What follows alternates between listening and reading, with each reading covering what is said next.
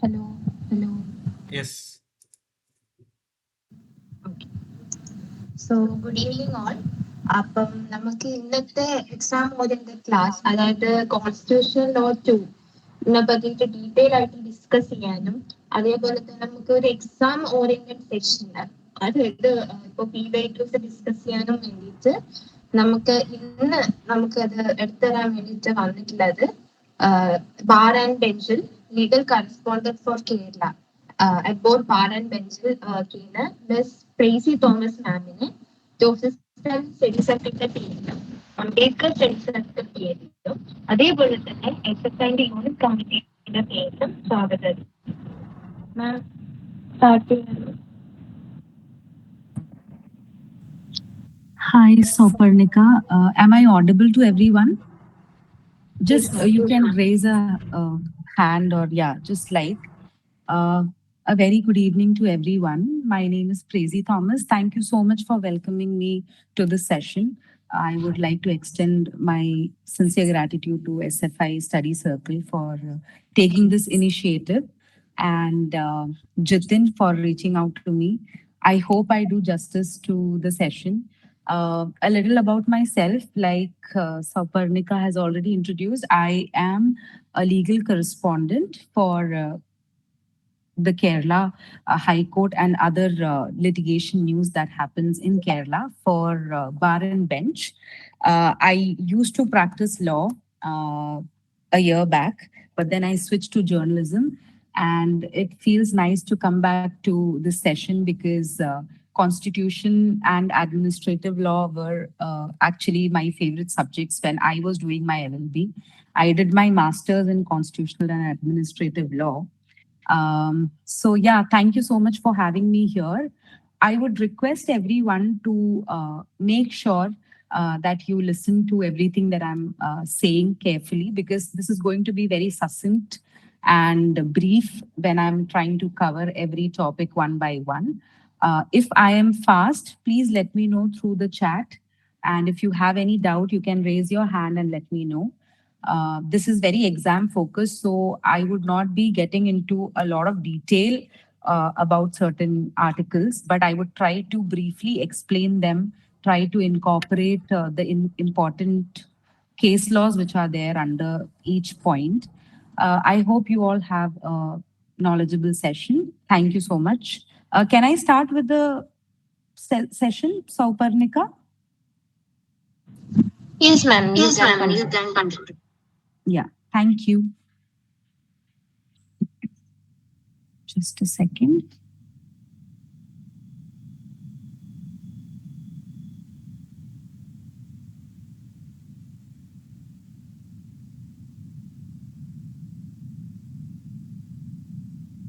Okay, so what I want to start with is what is the meaning of constitution and constitutionalism? This is a very basic concept which everybody should understand when we go into fundamental rights or the DPSP or any part of the constitution, because that's where you understand the basic concept of why the constitution has come into picture, why we follow the constitution as the grand norm, why all these acts and statutes derive their power from, where do they derive their power from. So I would start with this. A constitution means a document having a special legal sanctity which sets out the framework and the principal functions of organs of a government of a state and declares these principles governing the operations of these organs.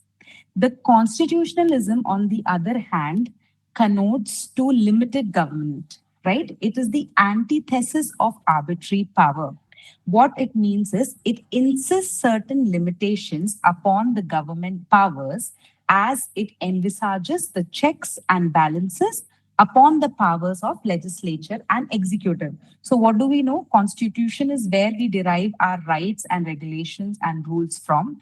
It empowers and sets the framework of how a society should function. And constitutionalism actually puts a check and balance on these rights, on these powers which are given to the government, right? What is the similarity between the two? These concepts acknowledge the existence of powers of the government. Okay. What are the difference between the two? The major difference between the two is that the constitution recognizes the existence of power in the government. On the other hand, constitutionalism not only recognizes this power, but also speaks about limitations on that power, like I explained before. Secondly, the constitution can be written or unwritten. However, in the Indian context, there is a written constitution, as we all very well know, which we follow in our day to day life. Even though it's a very salient aspect of our life, constitution is what derives meaning to our life as a citizen in this country. However, constitutionalism is generally unwritten. Even if we can find some examples of constitutionalism in our constitution, there is no specific word as constitutionalism in our entire constitution. Yet it exists. That is why constitution is a written document, but constitutionalism need not exist through written words. Why is it important to understand these two concepts? Uh, you have to be aware about these concepts because uh, it will help you understand how one interprets the constitution, how one puts practice to these constitutional laws, how our fundamental rights, our duties are entrusted upon us. So it's very important what are the checks and balances that the state has when constitution and constitutionalism comes into picture. Okay. Any doubt till now? Anyone? I think there's no doubt. Okay, I'll move forward.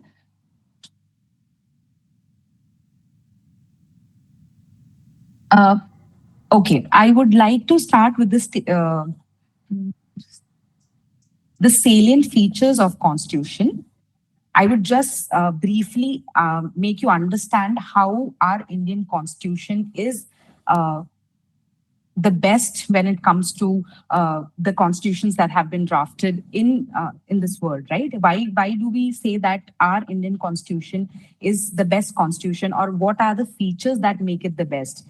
Because first of all, it is the lengthiest constitution of the world. Um, One of the main reasons for this is that it is based on the Government of India Act 1935, which was also very Incorrect lengthy. evidence in the Other session reasons for this record length is because the founding fathers desired to accommodate the size, the multiple complexity, sessions and diversity of the record Indian subcontinent. As of now, we know our constitution is the lengthiest constitution in the world. Second, our constitution is neither purely federal nor purely unitary. What does that mean? The Constitution of India is a combination of both. Neither the parliament nor the state governments are sovereign, as the Indian constitution has limited their powers. Under the constitution, the principle of federalism is enshrined, but the national interest is of paramount importance. So, in the beginning itself, we understand that even though our constitution has a combination of both the federal and unitary aspects, it does not uh, confer absolute powers to the state governments or the union governments, right? The most important aspect of our constitution is its federalism and the aspect that it caters to the national interest, right? Next is its unique blend of rigidity and flexibility. As we all know, Indian constitution is a combination of rigidity as well as of being flexibility, as certain provisions can be amended like ordinary legislation or by a simple majority, while some provisions can be amended by a special majority. Why do we say it's rigid and flexible? Because we know that in our constitution, the basic structure of the constitution cannot be changed no matter what because of the various Supreme Court judgments that have come up in the past, right? Why is it flexible? Because even though the basic structure cannot be changed, there are still articles which can be amended by way of an amendment if there is a need, right? The fourth salient feature of our constitution is the parliamentary form of government. Indian constitution provides for a parliamentary form of government both at the center and state level. Fifth is the constitutional supremacy. This is a very important aspect of our constitution because neither the parliament nor the judiciary is supreme. Yet both of them are independent and act in their own spheres. Any law which is enacted by the parliament can be struck down by the Supreme Court of India if it contravenes the provisions of the constitution. In fact, the courts can also determine the constitutionality of the procedure part based on the administrative action of the union government. This was held by the Honorable Supreme Court in State of Bihar versus Subhash Singh. The citation is AIR 1997 SC 1390. This explains why the constitution is supreme. This position is starkly different if you see from other countries like, other places like United States where the judiciary is supreme, or the United Kingdom where parliament is supreme. Coming on to the next point, the sixth point would be adult suffrage. What does this mean? The concept is related to universal adult suffrage, where every adult Indian, without any distinction or discrimination, has the right to vote. This is particularly important because we live in a democratic state where we have a right to vote and the right to elect our representatives. The seventh feature of our constitution is its secular status. The term secular state means that there is no separate religion for the state and every religion is respected equally in the state. Now, why this is important is in our constitution, this is specifically dealt in fundamental rights, right? The next, coming on to fundamental right, this is the next feature that is very important when you talk about the salient features of constitution.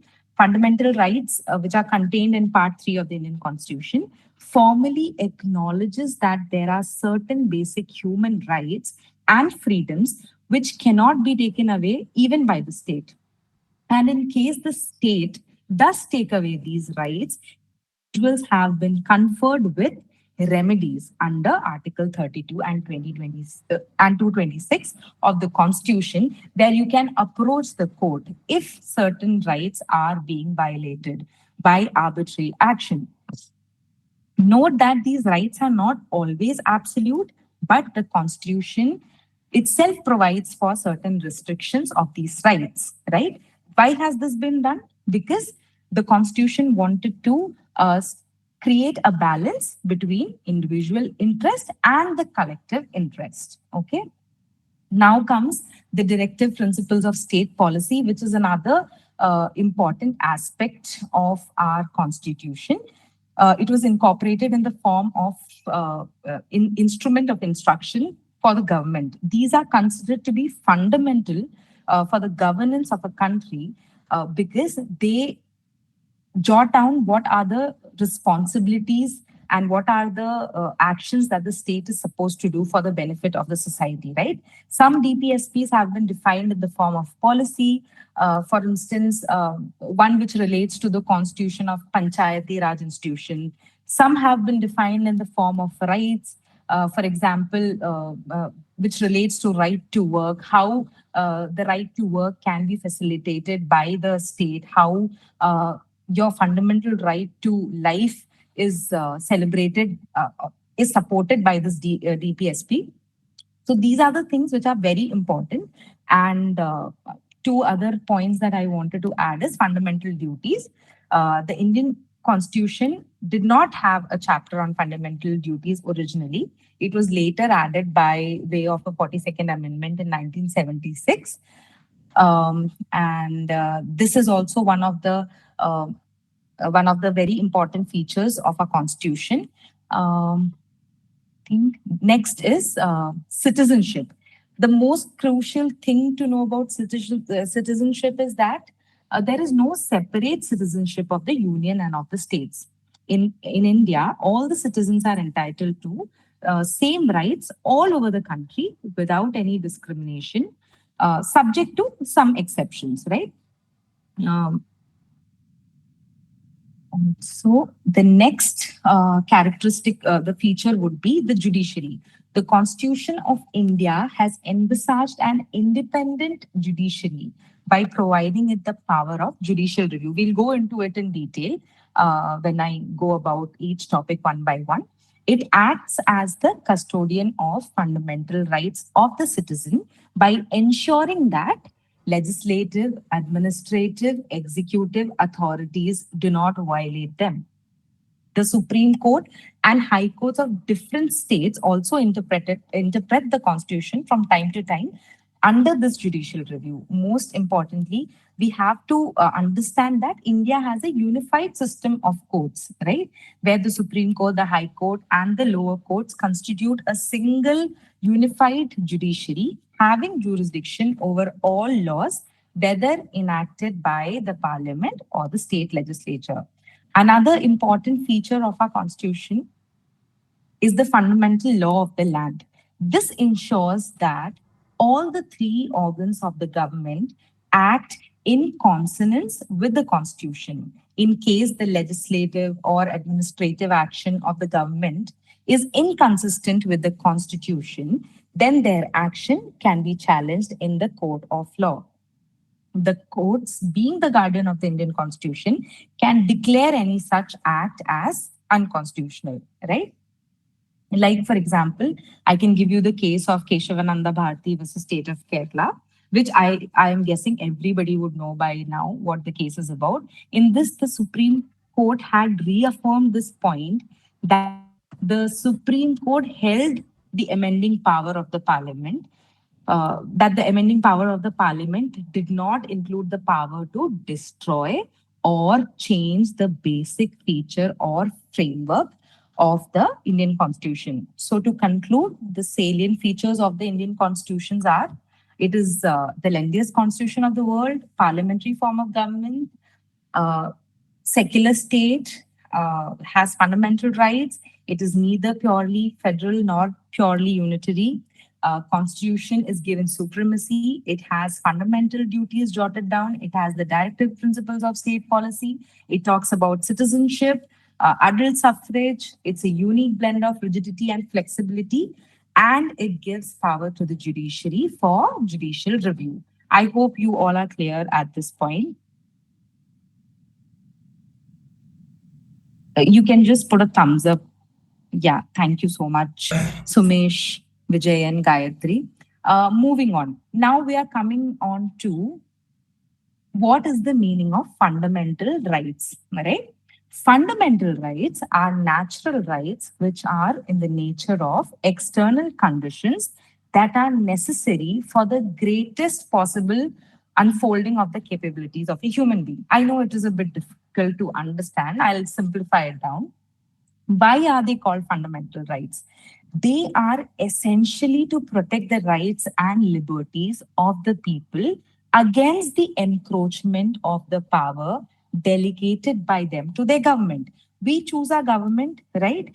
They are the ones who are in power to enforce these rights and to make sure that the society is functioning in a orderly manner, right? But when the functions of the government is somehow trying to, you know, trying to be against our fundamental rights, then the fundamental rights are very essential to protect our right to life or our right to liberty against these encroachments. They are regarded as fundamental because they are the most essential requirement for attaining fulfillment of intellectual, moral, or spiritual status of an individual. Why have these been incorporated in the constitution? This is the most important question, because fundamental right is something very basic, right? Like right to life, right to move around, right to speak. These, as we speak about fundamental rights, these are the first things that we get to. Right to practice your religion. All of these things come into our head when we think about fundamental rights, right?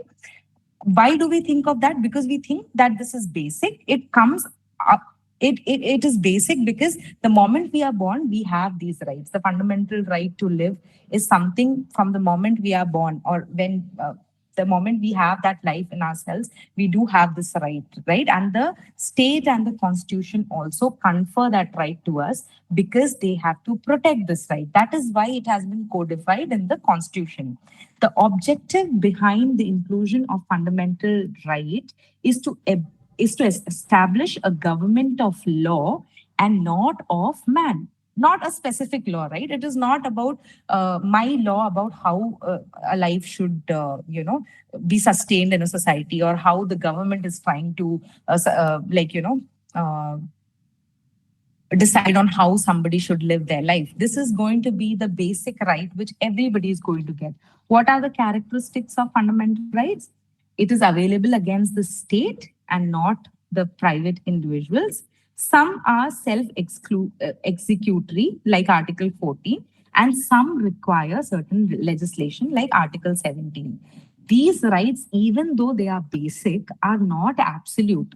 Some are in the form of prohibition, right? Prohibition is also one of the rights which comes under the fundamental rights, where there is a prohibition against certain social evil, which has been incorporated as a fundamental right, while some others confer the rights to us. For example, right to move freely, right to freedom of speech, right to practice your religion. These are conferred upon us, right? Fundamental rights are therefore circumscribed by limitations, even though they may not be worded in that way. The restrictions may be expressed as evident in Article 19, clauses 2 to 6. You know, right? We have these limitations on Article 19 from clause 2 to 6, which we will go and dwell deeper. These are the certain rights where the limitations will be expressed. However, largely, we can say that the Indian Constitution itself seeks to curb the fundamental rights, um, and tries to create a balance, right? Now, I want to talk about how these fundamental rights are different from ordinary rights. Fundamental rights is protected and enforced by the Constitution. Ordinary rights, it is protected and enforced by ordinary law of land. For example, right of a consumer, right of a shareholder. But when it comes to fundamental rights, it is enforced by the Constitution, like right to equality, right to life, etc.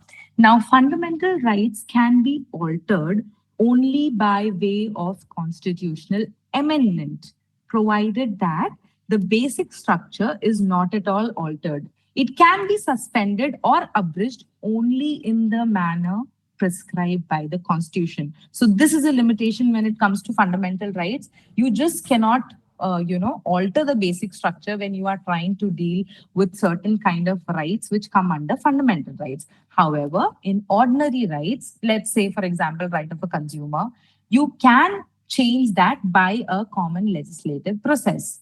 Okay. Another difference is fundamental rights is a right which an individual possesses against the state, while ordinary rights can are imposed or imposes a duty on another individual. That is your right against another individual in general, and not per se the state at all times. Another difference that I would say is fundamental rights. Uh, the Supreme Court is the guardian of these rights. At the end, whenever we think about how we can protect or safeguard our fundamental rights, the first and foremost thing, that is why we have Article 32 and 226, where we can go directly to the Supreme Court or the High Court when our fundamental right is being violated by arbitrary measures. Okay. Ordinary rights, that's not the case. And fundamental rights, in case of violation, you can get the remedy by going under Article 32. When it happens for ordinary legal rights, the remedy which is available in a statute, or what is prescribed by the statute, we follow that. Okay. Now, what I want to talk about is, can fundamental rights be waived? This is a very important perspective which everybody should know. In this case called Behram versus State of Maharashtra, I don't know the citation. It's, I think, year 1955. Please check. It's Behram versus State of Maharashtra. In this, the Supreme Court repudiated the doctrine of waiver, saying that the fundamental rights were not put in the Constitution merely for individual benefit. These rights are there as matter of public policy, and therefore the doctrine of waiver could have no application in case of fundamental rights.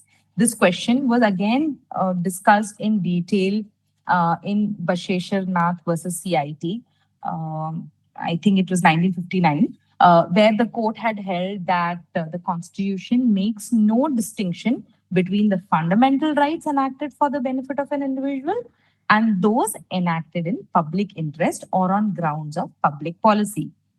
A very, very famous case that you all must be knowing, where this proposition was applied, that an individual cannot waive any of his individual rights, is the Olga Telly's case, in which the pavement dwellers gave an undertaking that they would not claim any fundamental right. Please note this down because this is a very important case, and you will keep repeating this in your Article 21 and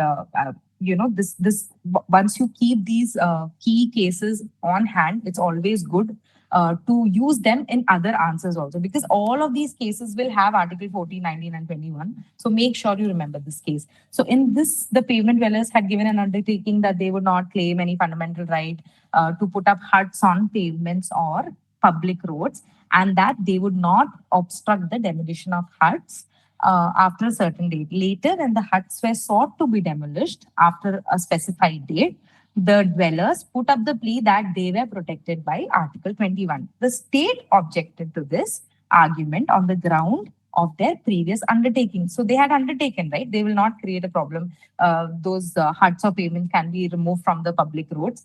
And the state showed, see, they have given this undertaking saying that they have waived off their right to, uh, have their huts or in those places, but the court overruled the objection of the state by saying that fundamental rights cannot be waived.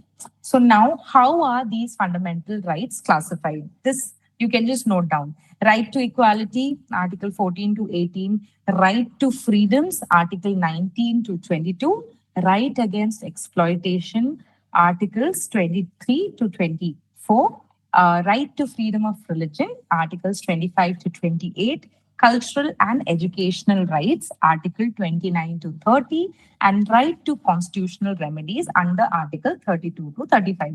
Okay. Next. Now let's start with Article 12. Article 12, the definition reads as, just a second. In this part, unless the context otherwise requires, the state includes the government and Parliament of India and the government and the legislature of each of the states and all local or other authorities within the territory of India or under the control of the government of India. So, what does the definition of state includes? It includes government and Parliament of India, government and legislature of each of the states, local authorities, and other authorities. And this other authorities is a very important aspect which I will be dealing in consecutive, as I speak about each of these things, because that is where the most interpretation has happened. What happens when you barely read this article? This bare reading of this article helps us understand that the following aspects fall within the definition of state for the purposes of part 3, which is again the government and Parliament of India, the government and the legislature of each states, all local or very important other authorities within the territory of India or under the control of government of India. Other authorities has been subject of a lot of controversies. What falls within the definition of this phrase, what does not fall in the definition of this phrase, has come to the courts on a lot of occasions. In fact, Article 12 cannot be understood without understanding as to what falls within the definition of other authorities, or what is the test to decide if an authority is another authority. And in the next parts, I will attempt to find out and give you the answers to this. Okay. How has this Article 12 been interpreted by the courts over a period of time? Coming to the first thing, the government and Parliament of India and the government and the legislature of each of the state. It simply means union and state governments and parliament and state legislature. The term government includes a department of government or any institution under the control of a government department. Okay. Next comes local authorities. What are local authorities? Local authorities mean, as per, if you see Section 3 of the General Process Act, it would refer to authorities like municipalities, district boards, panchayats, local self governments, etc. Okay. Now, other authorities. This is where the whole aspect of Article 12 boils down to, because this is usually asked in question papers. So make sure you remember this, okay? The term other authorities is neither defined in the Constitution nor in the General Clauses Act. This term has been so far interpreted widely through various judgments and now includes many authorities in it. Let's look at the evolution of this term. In University of Madras versus Shantabai, I hope everybody is following me. Just put a thumbs up. Thank you, Vijayan. Thank you, Gayatri. Okay, the term other authorities is not defined in the Constitution. This term has been so far interpreted, as I said, through various judgments. So, in University of Madras versus Shantabai in 1954, the Madras court formulated the principle of ejusdem generis, which meant that all things of like nature, please note, are included in that thing. And this also means that bodies exercising governmental or sovereign functions would only be covered under other authorities. The court adopted this restrictive interpretation. In Ujjambai versus State of UP, 1962, the court rejected this principle given in the University of Madras case and said the restrictive interpretation of other authorities was rejected and held that ejusdem generis is not applicable in this case. Then what happened? In Rajasthan Electricity Board versus Mohan Lal, the Supreme Court held that the term other authorities should include all authorities created by the Constitution and other statutes which are empowered by law. The statutory authority does not need to be engaged in performing governmental or sovereign functions. The court also observed that the Rajasthan Electricity Board in the instant case had the power to give directions that disobedience of which was punishable as an offense. So what happens? This case overruled the judgment given in University of Madras, which excluded universities from the definition of state. Again, in Sukhdev Singh versus Bhatta Bhagat Ram, the primary question lying before the court was what? Whether ONGC, that is Oil and Natural Gas Corporation, or IFC and LIC created by an act came under the purview of state. So under Article 12, the court here considered all the three to be state by following the decision in Rajasthan Electricity Board. What had happened there? The court had interpreted that the statutory authority does not need to be engaged in performing government or sovereign functions, right?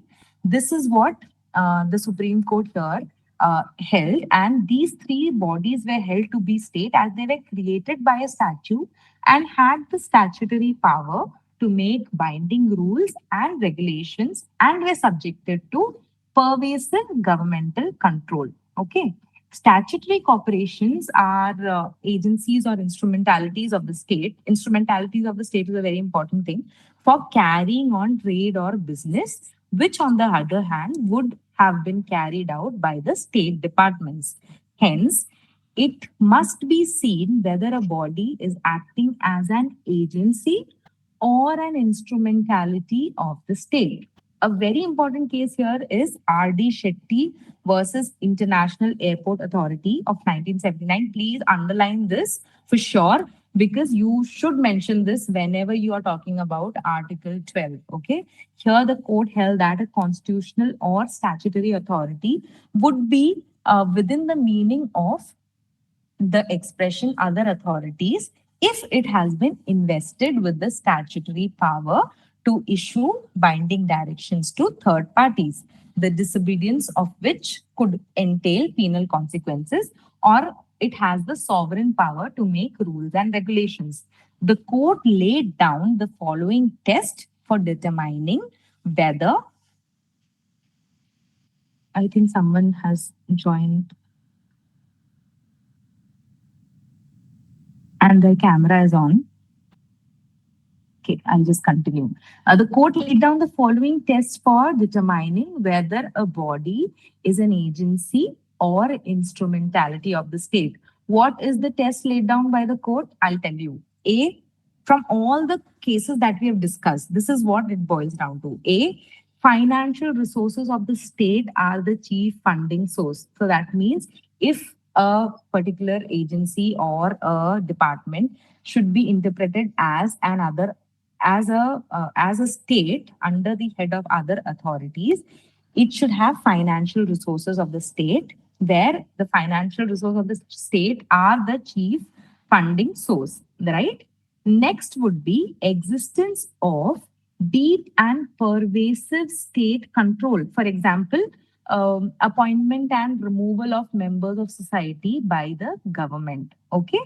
Third would be functional character being governmental in essence. That is to say, whether the functions of the corporations are of public importance. Is it for the public that this particular government sector is working on? Then the next point would be whether the department of government is transferred to a corporation. And the fifth point would be whether the corporation enjoys monopoly status, which is state conferred or state protected. In the very famous case of Ajay Hasya versus Khalid Mujib, 1981, the Supreme Court had held that a society registered under the Societies Registration Act 1898 is an agency or instrumentality of the state and hence state within the meaning of Article 12. The government had full control over the society. The inquiry has to be not as to how the juris person is created, but why it has been brought into existence. It is immaterial whether the corporation is created by a statute or under a statute. Another case is Z Telefilms versus Union of India, where the issue was whether BCCI is a state under Article 12. Here it was held that taking Ajay Hasya's, decision into consideration, according to the rules provided in this case, BCCI is not a state. In this case, the court held that if a body performs the functions of a public nature, which is not prohibited by law, it does not automatically make that body state for the purpose of Article 12. Again, in BCCI versus Cricket Association of Bihar and others, 2016, the case when it came again before the Supreme Court, it reiterated that BCCI is not a state. The court held that even though the board of the BCCI was not a state within the meaning of Article 12, it was amenable to the jurisdiction court under Article 226 of the Constitution. So this is an exceptional case because even though Article BCCI was not interpreted to be inside the meaning of state, it was still allowed to approach the court under it under the Article 226 of the Constitution as BCCI was discharging important public functions. Okay. So what else is left? Okay. So what is the test to decide if an authority falls within the definition of other authorities and thereby state? The test is this: whether the entity is financially, functionally, and administratively under government control. Basically, the government control has to be pervasive and not merely regulatory for a body to fall within the definition of instrumentality or agency of the state, and thereby other authorities, and thereby the meaning of state. Okay. Okay. Now, I just wanted to talk about the power of judicial review and the question of remedy. See, the higher judiciary's primary function is to serve as the constitution's guardian. I told you, right? Supreme Court is the constitution's guardian. The Supreme Court and High Courts can examine the constitutionality of legislative and executive actions through what? Through judicial review power, which is specifically granted in Article 13, 32, and 226. The judiciary's hesitancy to categorize its own fundamental judicial function as state action is further explained by its established role as the final arbiter of state action. That is why judiciary does not come in the definition of state when it comes to it being the final arbiter of state action, because that is the authority which is deciding on the executive and legislative actions, right? But when judiciary is performing functions in the capacity of administration or any other thing, then it can be taken up in the definition of state. Okay, so this power is so fundamental that the Supreme Court has declared it to be a part of the basic structure of the Constitution, which cannot be amended even by a constitutional amendment. Okay, so two important, very important cases in this is L. Chandra Kumar versus Union of India. Citation is 1997 3 SCC 261. Here, the Supreme Court decided that judicial review, that is the power of courts to check laws, is a basic as an essential part of the Constitution. And this power is given to High Courts under Article 226 and the Supreme Court under Article 32. Another case is A.R. Antule versus R.S. Nayak, 1988. The citation is 1988 to SCC 602, where the Supreme Court said if a court's past ruling violates a fundamental right, that court has a duty to fix its own mistake. The court stated that no one should be harmed by a court's error, and any order that violates a fundamental right is invalid and must be corrected through court process, through the proper legal course, like a review. Okay. Now, coming on to Article 13, just a second.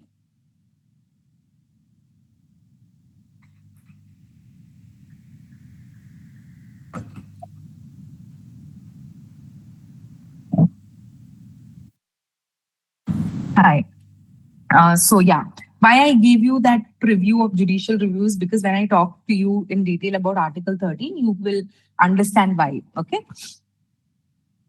Article 13. Laws inconsistent with or in derogation of the fundamental rights, right? This is what Article 13 is. I'm not going to go into the exact wordings, but what appears from a bare reading of Article 13 is Article 13 provides for judicial review of all legislation in India, past as well as future. This power of judicial review extends to all laws, whether made by a legislature or delegated authority, all executive acts and the ordinances promulgated by the president as well as governor. All of them have to conform to the fundamental rights. Article 13 does two things. First, it imposes an obligation on the state to respect and implement fundamental rights. Second, it confers the power on the courts to declare a law void if it is inconsistent with the fundamental rights. Specifically speaking, Article 13, Clause 1 talks about the laws which were present before the Constitution came into force. Remember this, okay? It says that if they are inconsistent with the provisions of any part of this article, it will be void to the extent of such inconsistency. Article 13, Clause 2 talks about the laws which were passed after the Constitution came into force.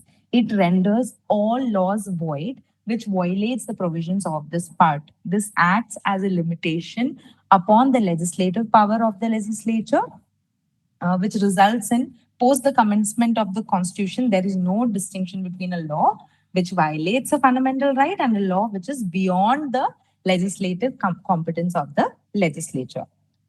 Okay. Any doubts still here? Okay, I don't think so. Okay, thank you. Going on, what are the rules of interpreting Article 13? Over a period of time, uh, how can you interpret Article 13, right? The first is no retrospective effect.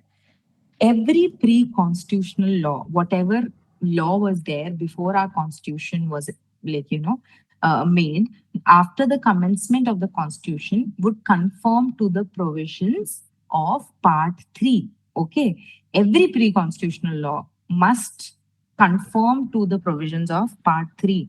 In case that does not happen, it cannot operate after 26 Jan 1950. Understood? This would be prospective in nature. All inconsistent existing laws would become void only after the commencement of the constitution. They are not void ab initio. Okay.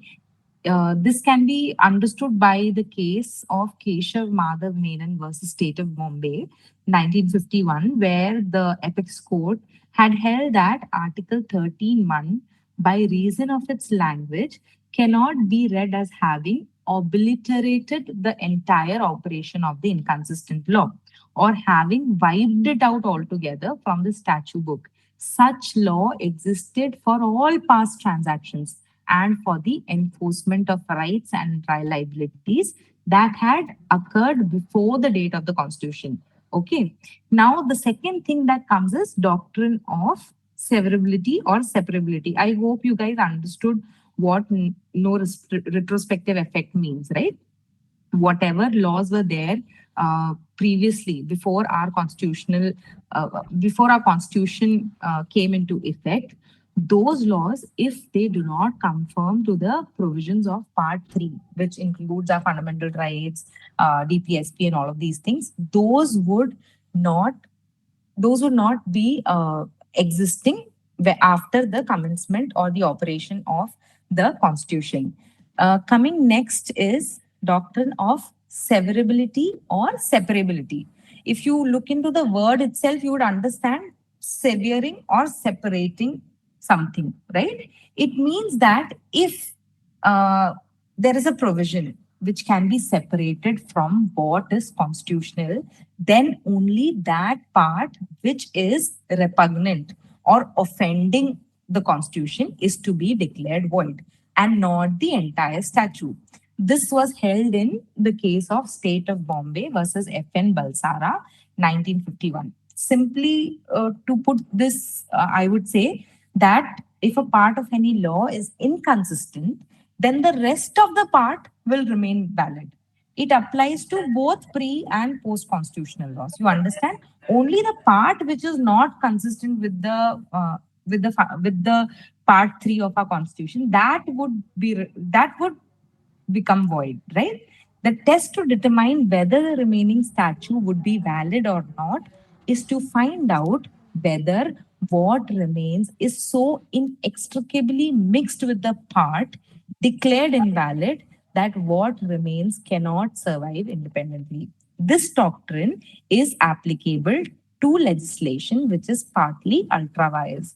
So, which means that if you can separate that law, then that will still function. But if how do you test whether separating that law would still function or not? You will try to see whether once you separate this law, whether it can survive independently. But if you see that it is in mixed with that part which declares a repugnant provision or it is invalid in a certain way, then that would become ultra vires. In these two cases that you have to remember is RMDC versus Union of India, where Section 2D of the Prize Competition Act was uh, broad enough to include competitions of gambling, okay, gambling and other nature as well. As other competitions which involve skill. So it was held that the provisions of the Act were severable and struck down those provisions which related to competitions involving skill.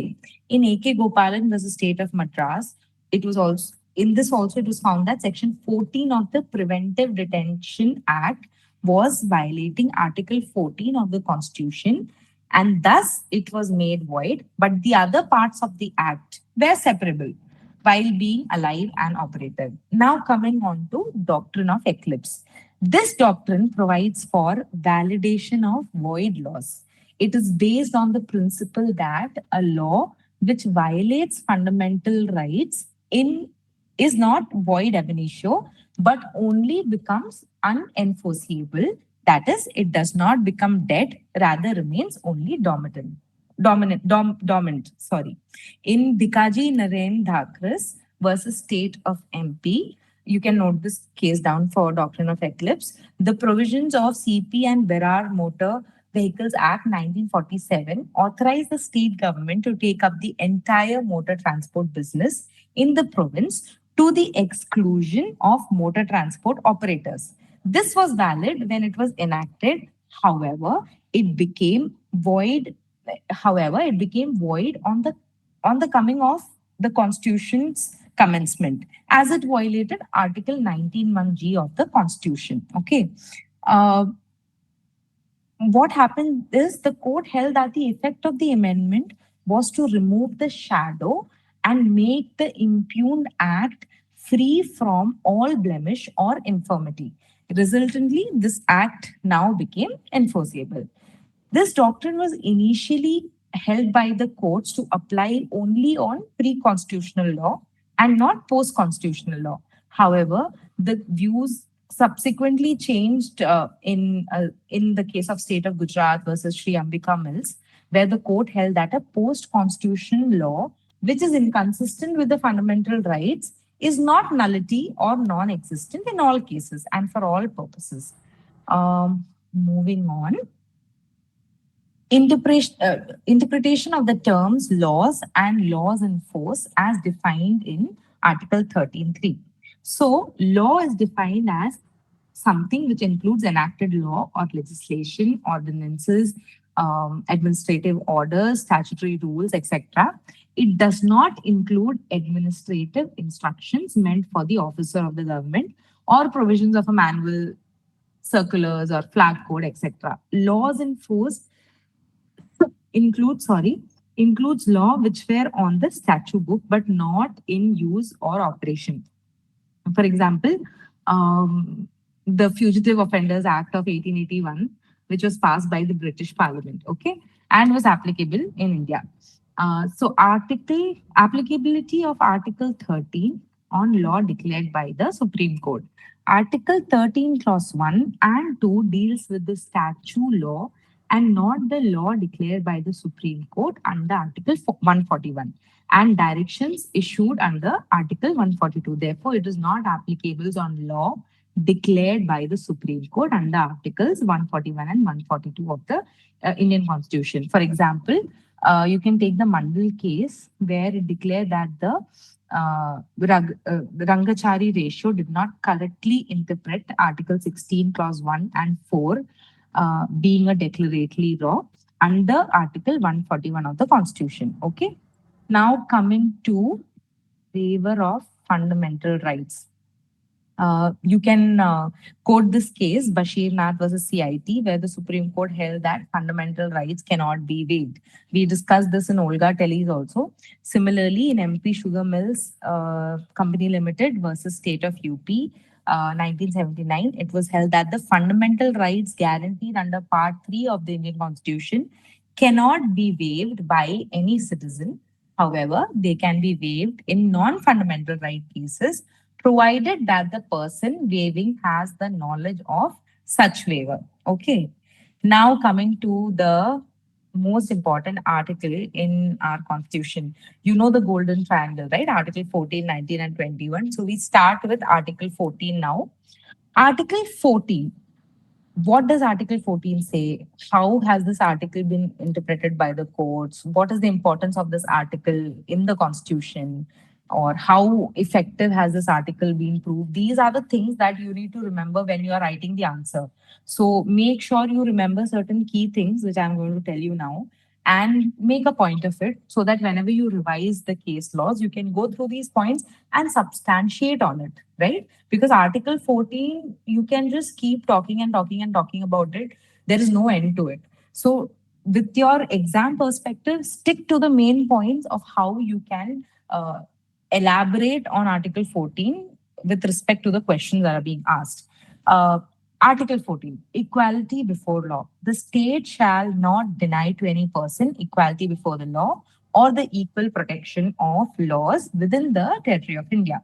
On a prima facie reading of Article 14, it emerges that the state shall not deny any person equality before law or the equal protection of laws within the territory of India. What is the general understanding? That this article is applicable to everyone. Its applicability is not confined to citizens alone. Persons include any company or association. Okay. Second thing is, this article embodies the general idea of equality expressed in the preamble. The succeeding articles like 15, 16, 17 lay down specific applications of the general rule laid down in Article 14. Third is, the application of this article is confined to the territory of India. Even though it is applicable to all persons, irrespective of whether you are a citizen or not, it is confined to the territory of India. Uh, that the foundation of this, the fourth point is that the foundation of this article is dependent upon two clauses, namely equality before the law and equal protection of the law. This article cannot be understood without understanding the meaning of these two concepts, right? Equality before the law, it's a negative concept. It implies that the absence of any special privilege in favor of individuals. All classes are equally subject to ordinary law. No man is above the law. Equal protection of the laws, what does that mean? It is a positive concept. It expects positive action from the state. It implies that equality of treatment in equal circumstances. Simply put, like should be treated alike. Okay.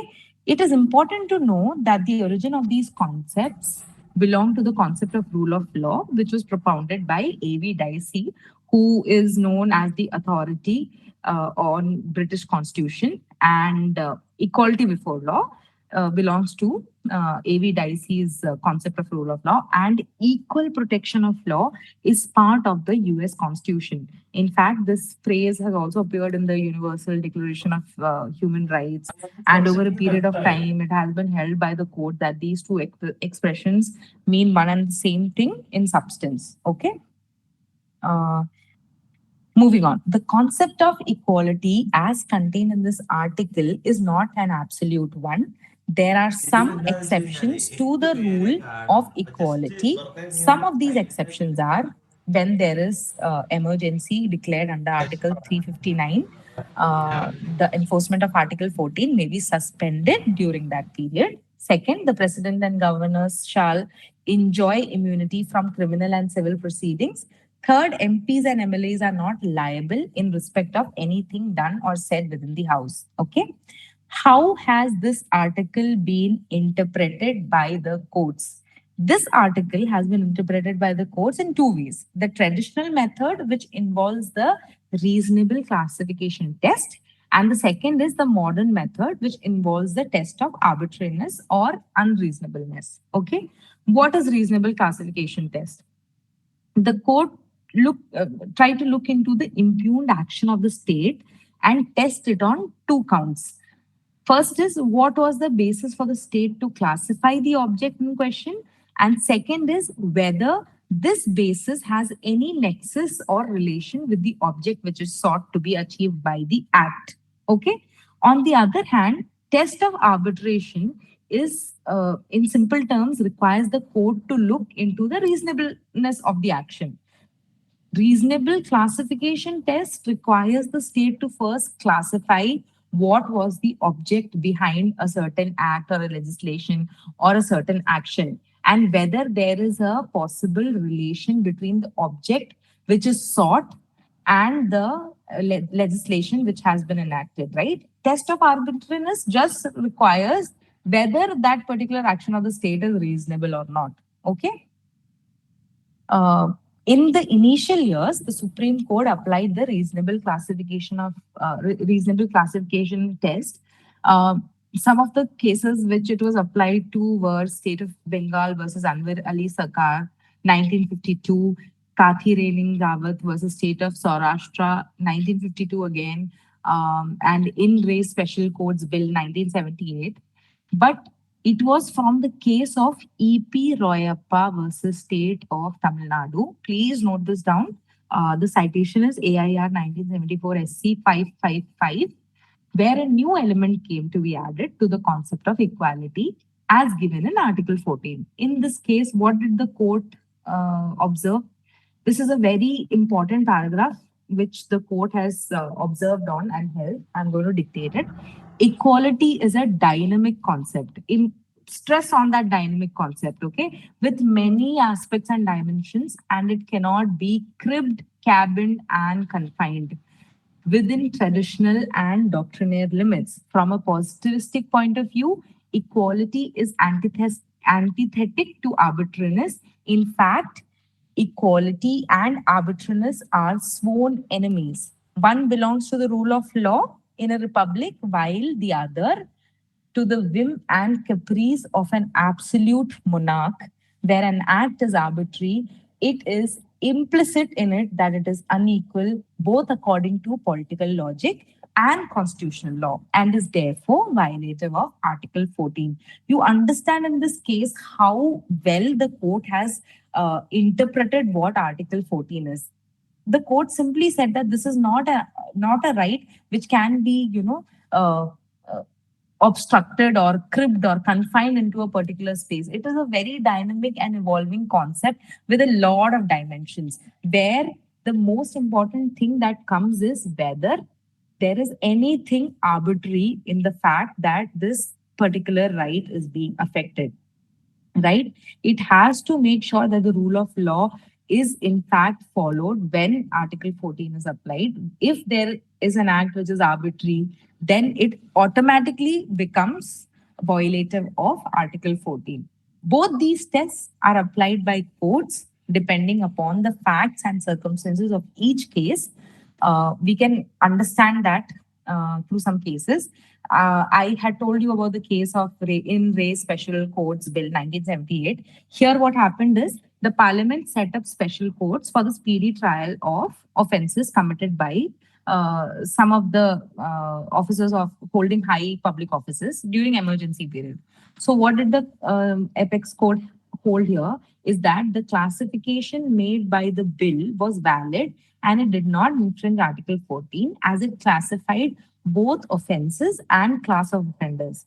The former in relation to the period and the latter in relation to the status. That is, the holders of these high public offices, when both these conditions existed, it was only that then the prosecution could be instituted in the special courts. Thus, the offences alleged to have been committed during the emergency period constituted a class by themselves. And so do the persons who have utilized their high public office spaces for the purposes of committing these particular crimes. Hence, there was a close nexus, that is, a relationship between the basis of the classification and the object of the bill, which is speedier trial. In essence, on application of the test of reasonable classification, this court held that the bill was valid. Okay. It should be noted that Article 14 permits reasonable classification and not class legislation.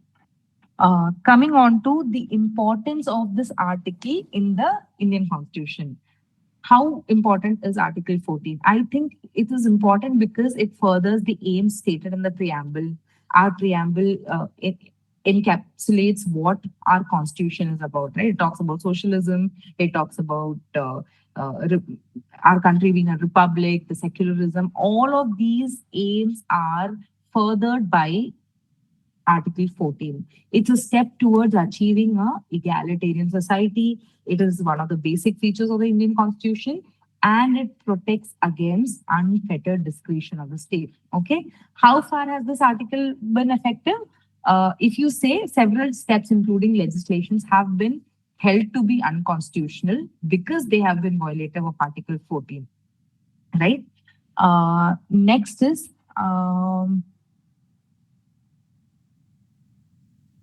next I would like to talk about is doctrine of legitimate expectation.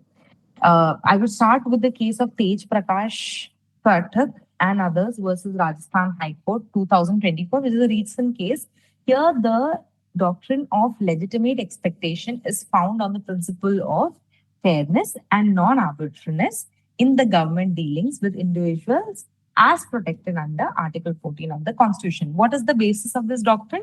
It recognizes that a promise made or past conduct or practice by a public authority can give rise to legitimate expectation from an individual. For example, if a candidate is in a recruitment process, they will have a legitimate expectation that the selection will be fair and non-arbitrary. Means they will be selected by giving fair opportunity and will not be subjected to any arbitrariness by the recruiting authority, right? Second is the source of legitimacy. An expectation is considered legitimate if it is rooted in law, custom, or an established procedure, right?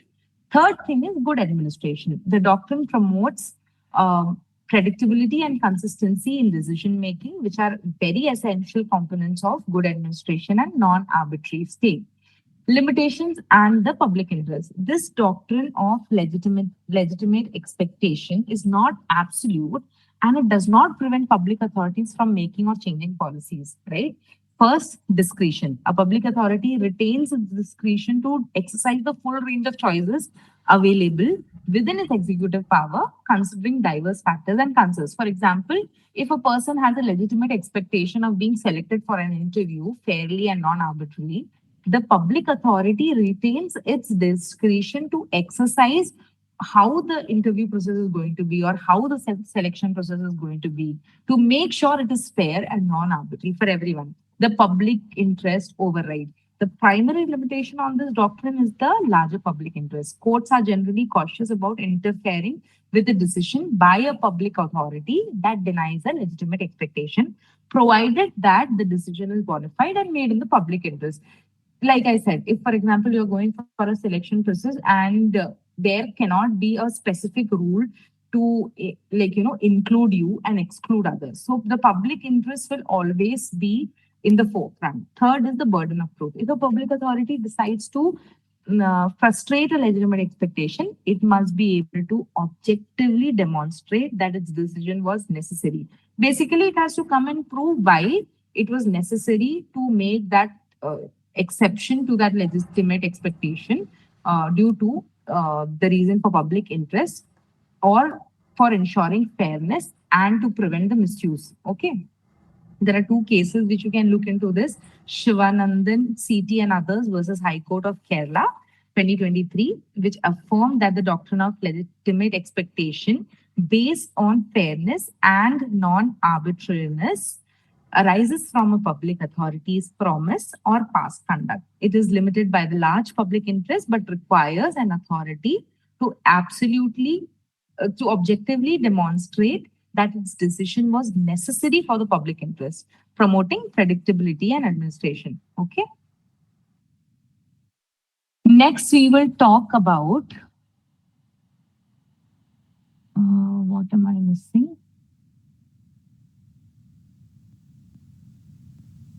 I spoke about equality before the law. I spoke about equal protection of law. I spoke about test of reasonable classification. I just want to add a few more things. You have to understand that this test of reasonable classification to ensure this classification is not to make this discriminatory, right?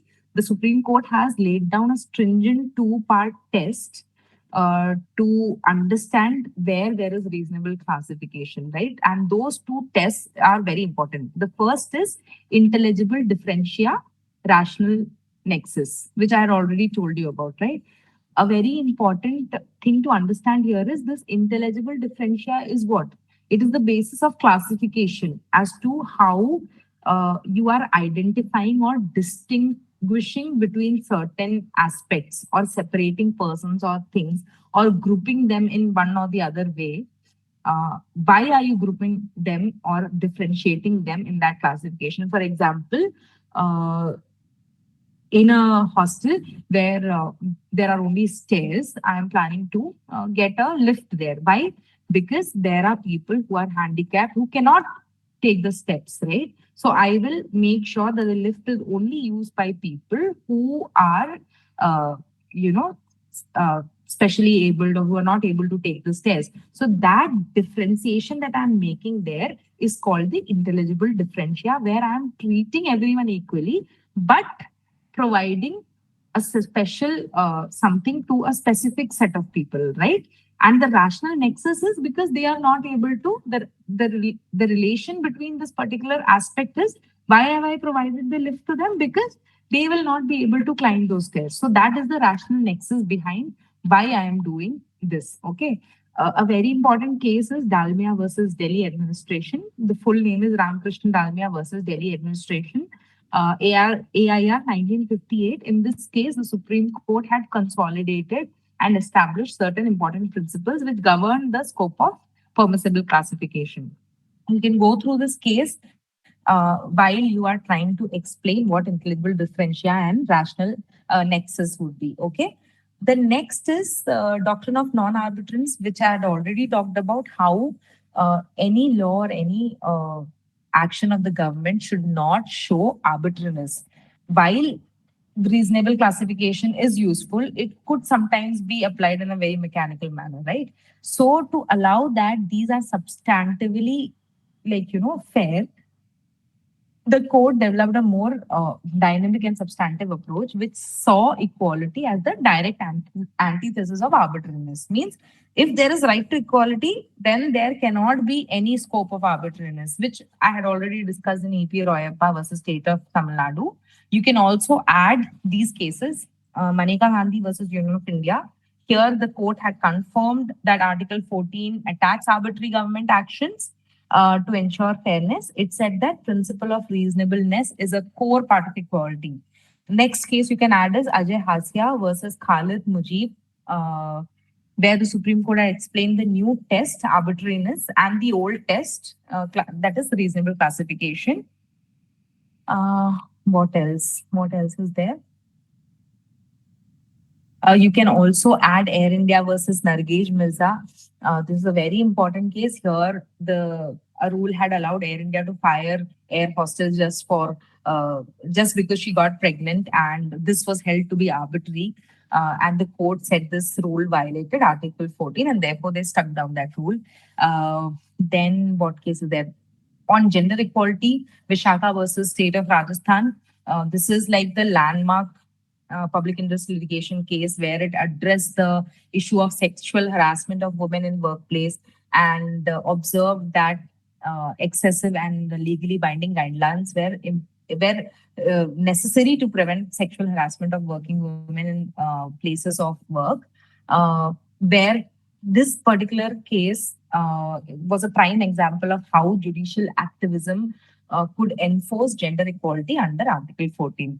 Now we are coming to what is the text of Article 15 and Article 16. What is Article 15? I've come to Article 15. I hope everybody is following until now. Okay, I can't see any responses, but I hope everybody is listening. What is the text of Article 15 and 16? Prohibition. Article 15 talks about prohibition of discrimination on the grounds of religion, race, caste, sex, or place of birth. And Article 16 talks about equality of opportunity in matters of public employment. Okay. What is the first thing that I want you to understand is what is the meaning of the word positive discrimination? It means that initiative taken by the state generally to redress the disadvantages which a community or a section of citizens will be facing for reasons including but not limited to their historical position or social construct or state practices, etc. This concept is known as affirmative action in the United States. So the key source is equality and non-discrimination in the American Constitution. Okay. When it comes to the Indian Constitution, Article 15 aims to prohibit discrimination on the grounds as specified in Article 15, Clause 1. However, this prohibition is not absolute. It is subject to the exceptions provided in Article 15, Clause 3 to 5. Okay. So even though it prohibits discrimination, there it is not an absolute fundamental right. It also has certain exceptions in Article 15, clause 3 to 5. Discrimination occurs when you are distinguished or treated in a less favorable manner than the other person under similar circumstances. For example, you being disabled or pregnant. This action cannot be reasonably and objectively be justified for not taking you for an employment or not giving you a job, right? What does Article 16 aim to do? Article 16 aims to provide equality of opportunity, okay, in the matters of public employment. Just like I said, Article 15 prohibits this kind of discrimination. You can't discriminate somebody just because they're disabled or pregnant or they are from a lower background of caste. And Article 16 takes it a step forward. It provides equal opportunity in matters of public employment. It facilitates to Article 15 by providing that equality to everyone. Okay. This is again subject to exceptions laid down in the subsequent clauses. These articles are an extension of Article 14, which provide the right to equality in a general way. Okay. What is their relationship with Article 14? If you see, Article 15 is the weapon that breaks the wall of discrimination between the upper caste and the lower caste. And Article 15 is the extension of Article 14, which talks about equality among individuals, equality before law. It means that equal should be treated equally and unequals must be treated unequally. The same has been reiterated in Indra Sawhney versus Union of India, and you can say that Article 15 derives its power from Article 14. To maintain equality, it prohibits the practice of discrimination under Clause 1. To provide equality, it allows for special provisions relating to women, children, SCs, STs, and socially and educationally backward classes. Okay. Hence, it is Article 14 whose aims are sought to be achieved by Article 15. How is Article 15 and 16 interpreted in a manner which leads to positive discrimination? I spoke about positive discrimination a while back, right? You can understand that Article 15 restricts discrimination on the ground of religion, race, caste, sex, place of birth. It means that no person should be discriminated on the basis of which religion they belong to or ethnic origin, or be discriminated on the basis of caste. For example, a citizen of Afghani origin should not be discriminated against by a person of an Indian origin, or discrimination when it comes to sex, gender of an individual should not be a valid ground for discrimination. That would mean discrimination against transgenders or females, etc. Okay. The Supreme Court in the following cases has observed that every classification does not constitute discrimination in the first place. In the case of Kathi Rani Rawat versus state of Saurashtra, uh, to educate on the matter of Section 302 and Section 307, the Indian Penal Code, the court stated that all kinds of legislative differentiation is not discriminatory. The legislation did not refer to certain individual cases, but to offenses of certain kinds that were committed. Okay. Next, I would go on to talk about reservations. This is very important. Clauses 3, 4, 5 of the Article 15 itself stands as an exception to Article 15, Clause 1, 2, and 3. Okay. The legislature is free to formulate special provisions for women and children for the advancement of any socially and educationally backward class or caste, and also empowered to make provisions relating to their admission to educational institution. Though being an exception to the legislation that formats discrimination on grounds of sex, uh, the term protective discrimination is used by legislators to justify reservation, right? Reservations in medical colleges or reservations on the basis of domicile. If you see the case of Ajay Kumar, the issue was regarding the permissibility of providing reservation under Article 15.4 in postgraduate medical courses, and the appeal was rejected by the court, as special provisions also include provisions concerning reservation and not just preferences and concessions. Okay. uh, what else? The 103rd Constitutional Amendment Act of 2019 and Article 15 provides that reservation for jobs in central government jobs as well as the governments is also applicable on admissions to private higher educational institution. It applies to citizens belonging to the economically weaker section. This reservation is in addition to the existing reservations. Okay. Special provisions for women and children. Clause 3 of Article 15 speaks about the special provision and for seeking what the Constitution speaks about this provision is that it is for women and children seeking to relieve them from the formal equality, right? Right to free and compulsory education for the children under the age of 14 years or Maternity Benefit Act enacted are some of the best examples of such legislation. Okay.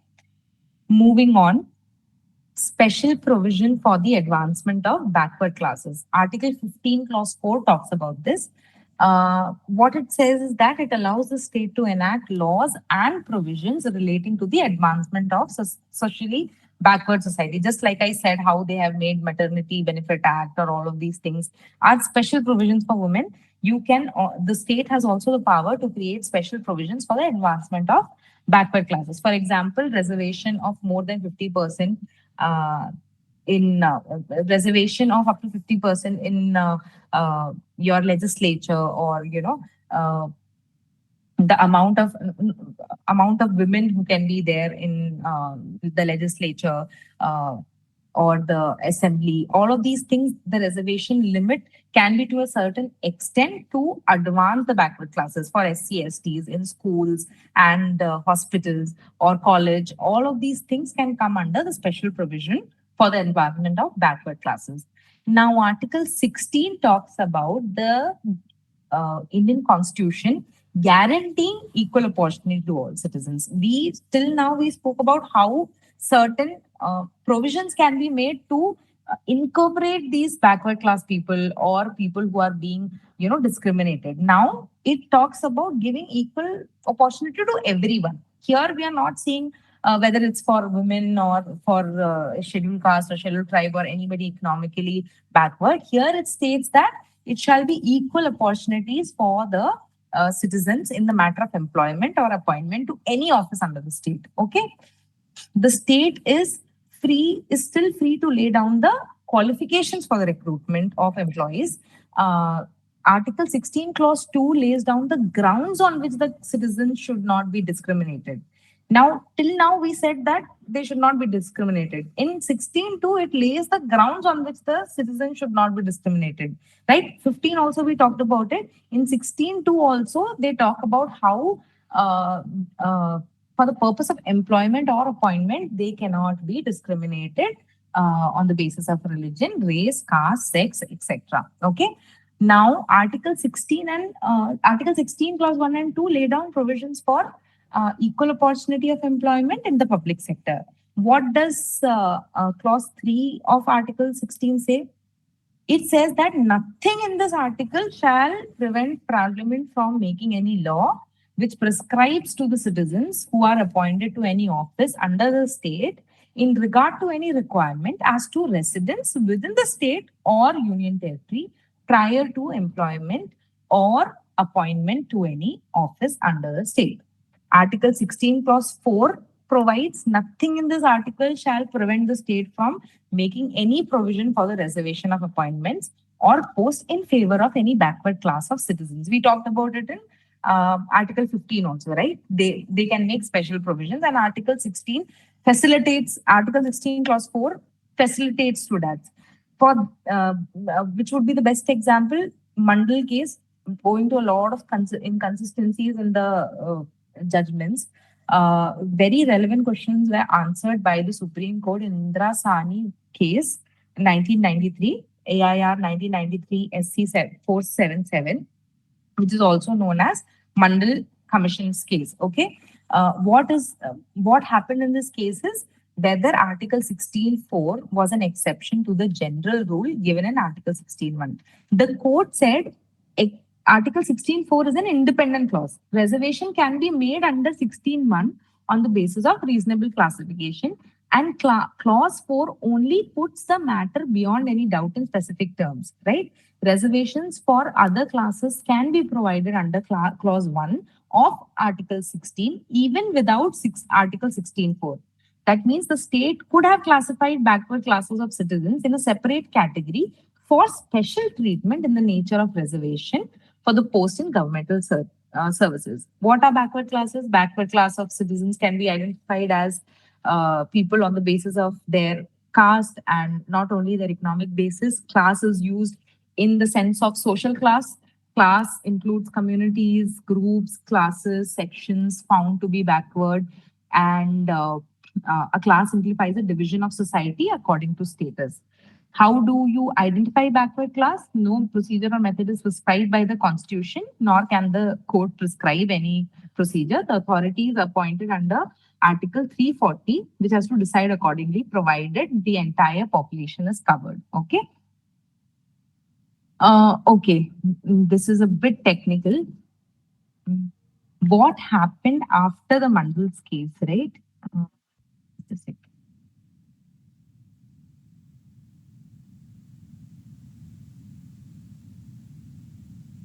I'll just drink some water.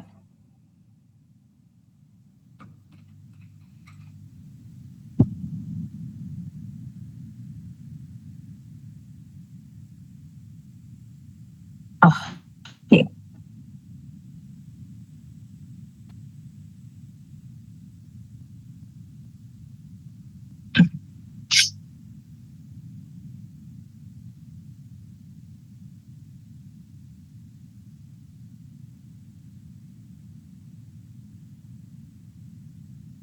Mm. The Mandal Commission case, right?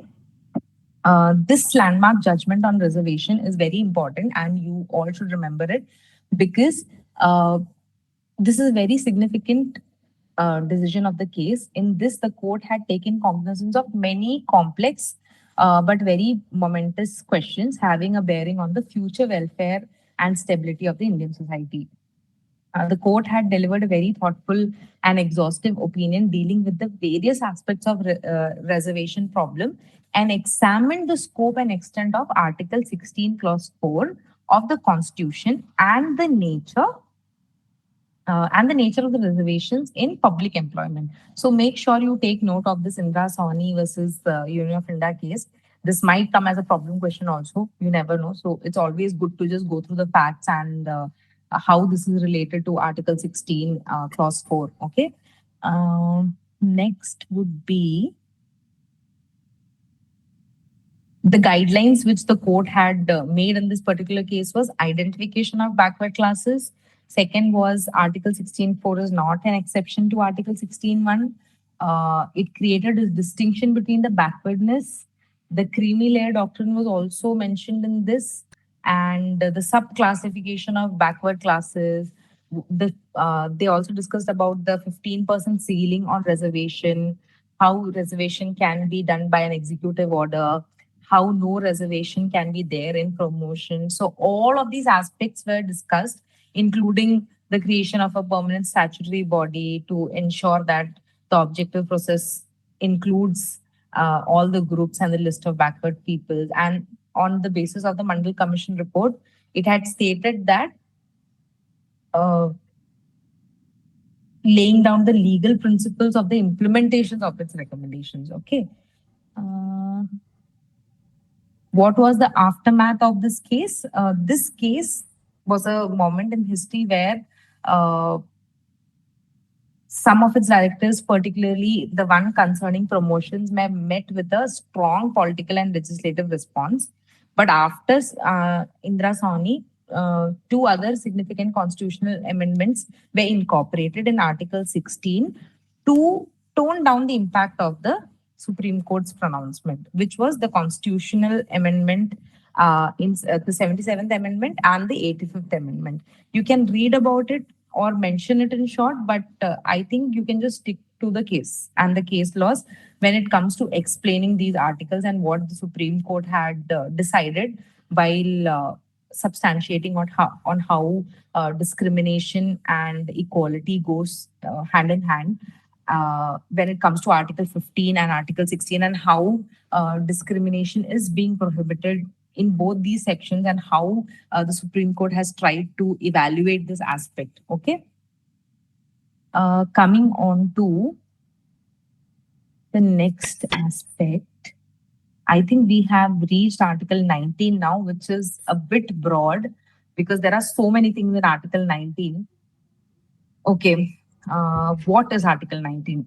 Article 19 is protection of certain rights regarding freedom of speech, right? Etc. The first clause says all citizens shall have right to freedom of speech and expression, to assemble peaceably, to form association, to move freely throughout the territory, to reside and settle in any part of the country, and then to practice any profession or to carry any occupation. This is all under clause 1, A to G, right? Clause 2 talks about the exceptions where Article 19 would not operate. So let's go back. Article 19 guarantees to the citizens of India the freedom of speech and expression, freedom of assembly, freedom to form associations, freedom to reside and settle anywhere in India, freedom to profess, to profession, occupation, and trade. Okay. However, these freedoms, as I told you, are not absolute. The Constitution permits the state to curtail these freedoms by laws made or to be made by the state to the extent mentioned in clauses 2 to 6 of Article 19. Basically, the Constitution permits the state to impose restriction. A restriction would be constitutionally valid only if Clause A is for the purpose mentioned in Clause 19 uh, 2 to 6, and B, it is reasonable. Uh, the exception should not be unreasonable, is what I mean. Okay. Uh, Please note that these rights are available only to the Indian citizens from state action and not private persons' action. Citizens would include natural persons, shareholders, editors, even printers, etc. Okay.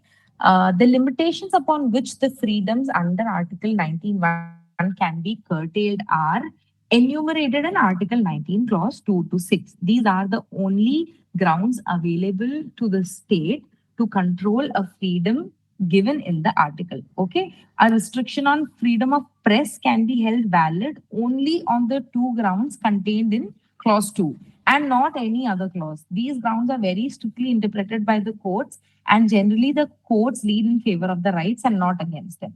So, with respect to the reasonableness, the court has laid down the following guidelines. The word reasonable implies that the limitation is imposed on a person under Article 19, Clause 2 to 6 should not be arbitrary or excessive in nature. It should not be beyond what is actually required. There should be a balance between the individual rights guaranteed by Article 19 and the restrictions permitted by Article 19, Clause 2 to 6. The restrictions can be imposed by law and not by executive action. Okay. The court has to ascertain reasonableness of the restriction and not of the law which permits the restriction. The reasonableness of the restriction has to be ascertained, not the law which has recommended that particular restriction. The court has to examine two things, namely the substantive and procedural aspect of the restriction, which means looking at the nature of the restriction, the procedure prescribed by the statute for enforcing the restriction, for example, opportunity to be heard, absence of bias, etc. Okay. If a restriction becomes total prohibition, then the court has to exercise special care to see that the test of reasonableness is justified. Okay. In some cases, total prohibition would be observed as unconstitutional. Like, for example, total prohibition upon the freedom of speech and expression. If somebody is trying to tell that you are not allowed to come and speak or anything, if the state comes and tells you that you are not allowed to take a class on constitutional right, so that is an absolute prohibition, right? There is no particular reasonableness behind why this particular aspect has been told, whether it is for the public interest or not. So that particular thing would become unconstitutional. Also, if a restriction has been imposed for securing the objectives laid down in the directive principles of state policies. Okay.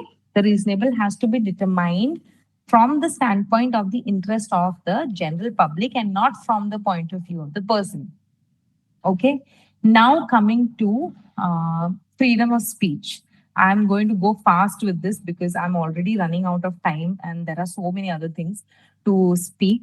Freedom of speech and expression. What is its significance? It plays an important role in the formation of public opinion on matters of public importance, leads to discussion and deliberation and the give and take of information. It acknowledges the existence of a basic right which is inherent to all humans. Okay. What are its limitations? When can freedom of speech and expression be limited?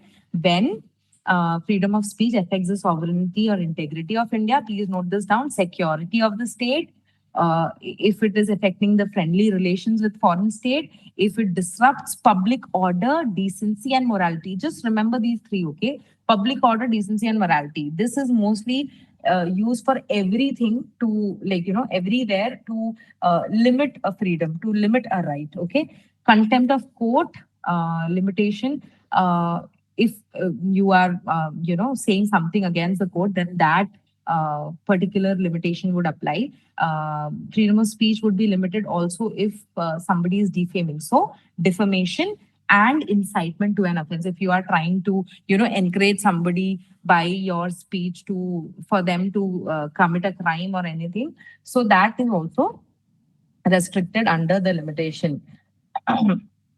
What does freedom of speech include? Freedom of speech includes freedom of press, freedom of advertisements, right to know, RTI, right? Right to know, right to information about what the government is doing, how government policies are being made, what are the, uh, what is my chief minister's assets, what are the crimes on all these MLAs and MPs that I'm going to vote for, right to fly a national flag, the right to reply to criticism.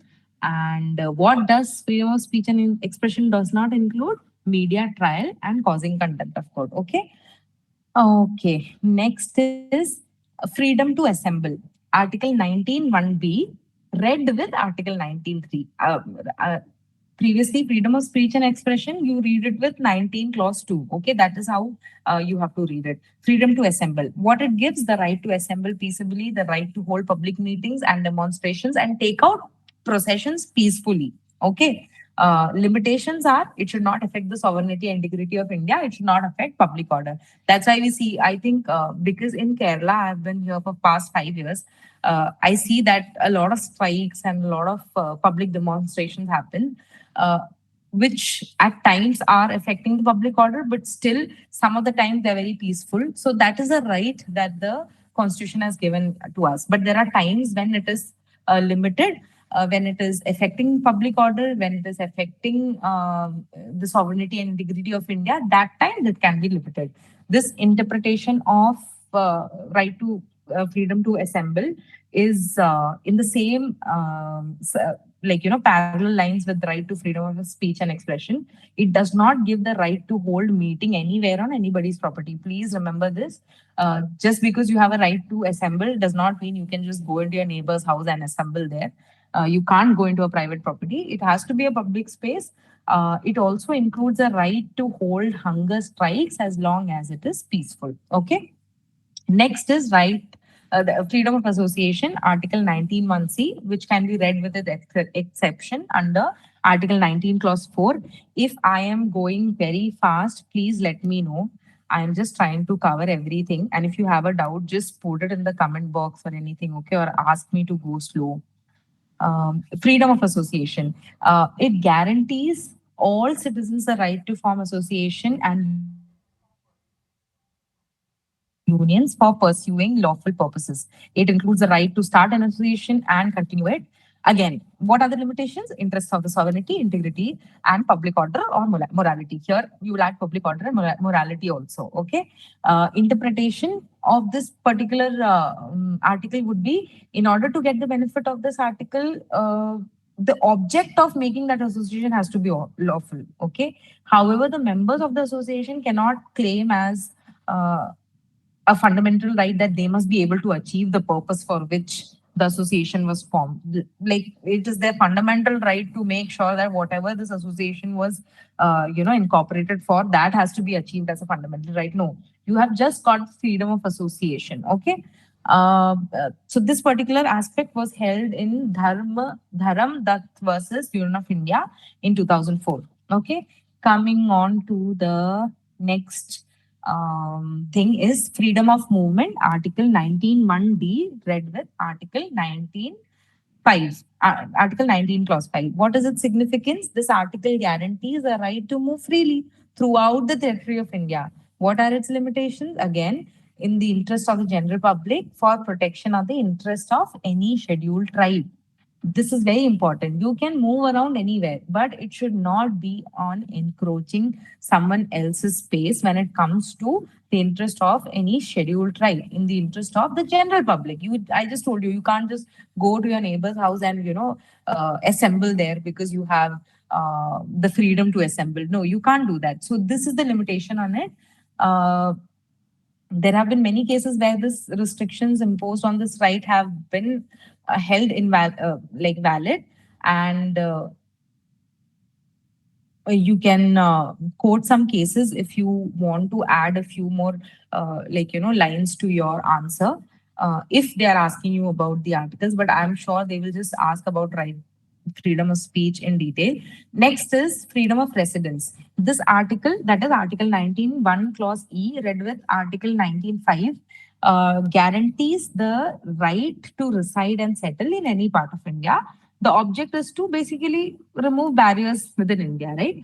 You go to different states and you set up your place of practice or your residence there. That is the reason why this freedom is there. It should again it is again limited in the interest of general public or for the protection of interests of any scheduled tribe. Okay. In state of Madhya Pradesh versus Bharat Singh, the court had held that an act which empowers the government to issue an order directing a person to reside and remain in a specified place imposes unreasonable restrictions. Okay. Now coming on to freedom of profession and trade. This is postulated in Article 19(1)(g), which is read with Article 19, Clause 6, which is an exception. This article protects the right to practice any profession or to carry on any occupation, trade, or business. Okay. In the limitations are in the interest of general public. The state can also make certain laws to prescribe like professional qualifications and technical qualifications which are necessary for carrying out that occupation or the trade or business. The state, uh, another limitation is the state can also make laws enabling it to carry on any trade or business to the exclusion of citizens wholly or partially. Like the state can make a law that this particular profession citizens are not allowed to take part in, right? They can't come and carry on this profession because that is totally or partially taken up by the state. Okay. Next one would be, uh, I think, yeah, we completed this. Now I come to the fundamental right of freedom of speech and expression. Okay. What is freedom of speech and expression? Just a second.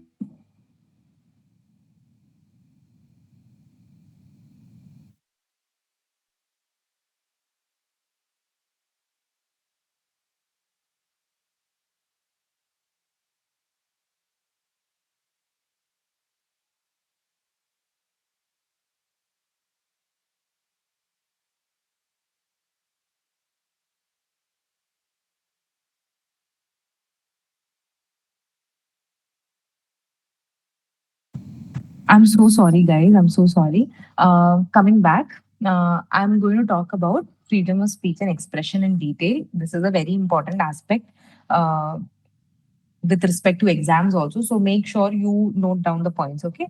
Freedom of speech and expression is defined under Article 19, Clause 1A of the Constitution, which states that all citizens of India have a right to freedom of speech and expression, right? The philosophy behind this article lies in the preamble of the Constitution of India, where a solemn resolve is made to secure to all its citizens their liberty of thought, and expression. The exercise of this right is, however, subjected to reasonable restrictions under Article 19, Clause 2. Okay. What are the essential elements of freedom of speech and expression? This right is solely available to all citizens of India.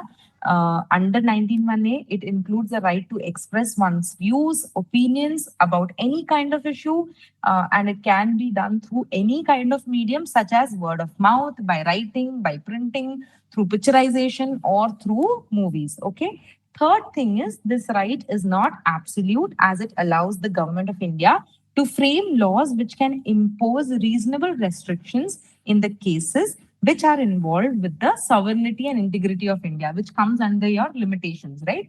Or the security of the state, or friendly relations with the foreign nations, or even public order, decency, and morality. Such a restriction on the freedom of speech of any citizen may be imposed as much by an action of the state as by its inaction. Thus, if failure is found on the part of the state to guarantee all its citizens the fundamental right to freedom of speech of expression, that would also constitute a violation of Article 19(1)(a). I hope you guys are following. There are, I'm not sure if everybody is online. Can anybody hear me? Okay, thank you so much, Surya Nanda. Thank you so much. Coming on.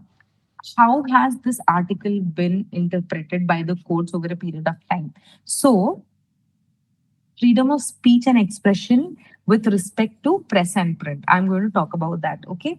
Freedom of the press is not mentioned anywhere in the Constitution of India. However, it is present as a right under the meaning of Article 19(1)(a). Okay. Not directly, but in an expressed manner. Okay. If by democracy it is meant that the government is of the people, of the nation, it is by the people, and it is for the people, it is necessary that every citizen should be entitled to actively participate in the democratic process of the nation. Thank you.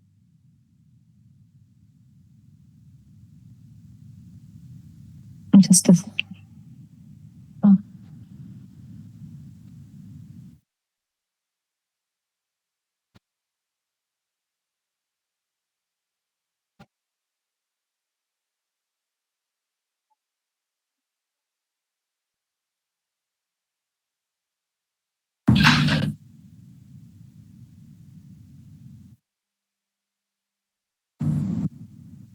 Hmm. The freedom of press includes one of the pillars of democracy and lies at the foundation of the democratic organization. Okay. It has been so held by the Supreme Court of India in many decisions that the freedom of the press is a part of the freedom of speech and expression and covered under 19(1)(a). The reason for this is that freedom of press is nothing but an aspect of freedom of speech and expression. Therefore, it has been rightly explained that although press is considered to be a medium for reaching the people views to everyone, yet it has to stick to the limitations which are imposed by the Constitution under Article 19, Clause 2. Okay.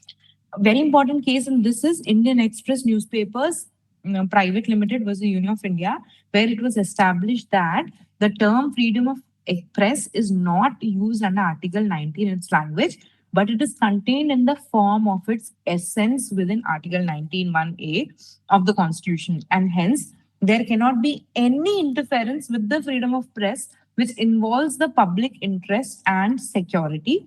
Therefore, the court concluded that the imposition of censorship of a journal or prohibiting a newspaper from publishing their own views about any issue involving public interest would amount to a restriction on the press's freedom. Okay. Freedom of speech and expression and electronic media. Advertisement is also a form of speech. But the question is, can every form of advertisement be protected under Article 19(1)(a)? This was answered by the court in the case of Tata Press versus MTNL, where the Supreme Court held that the right to commercial speech or advertisement is part of Article 19(1)(a). Because of this, right to advertisement is also been elevated to the status of a fundamental right, and it can be restricted only on the grounds mentioned in Article 19, Clause 2. Okay.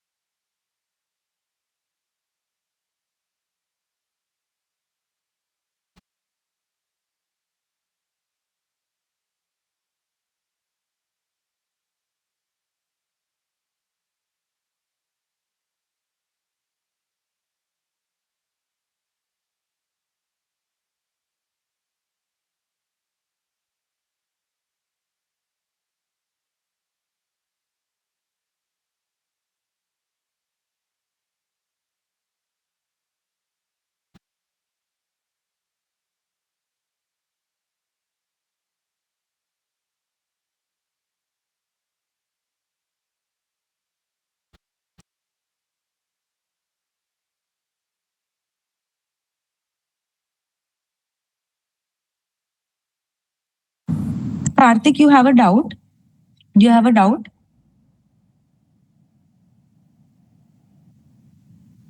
No, No, ma'am. ma'am. Okay, I just saw a smiley. That's right. Like with a doubtful face. That's right. Is everything clear till now? Are you able? Yes, ma'am. Yes, ma'am.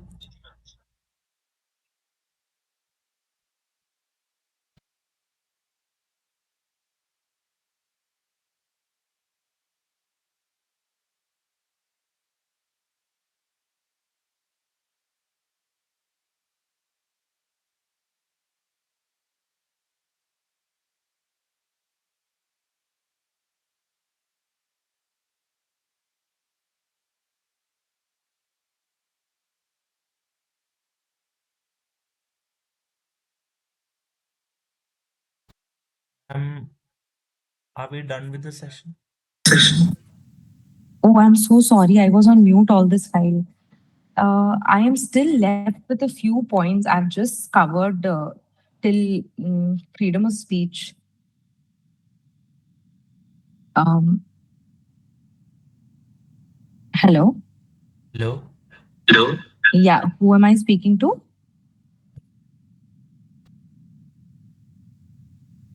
ma'am. Hello. Ma'am. Um, Karthik. Karthik. Yeah, Karthik, tell me if you want me to wind up, I can wind up. There are a few more concepts like Article 19. I've just started, Article 21 is left. Um, Ma'am, you can just do you want? You summarize. can just summarize. Okay, cool, cool, fine. Okay, just give me 5 minutes and I'll summarize this.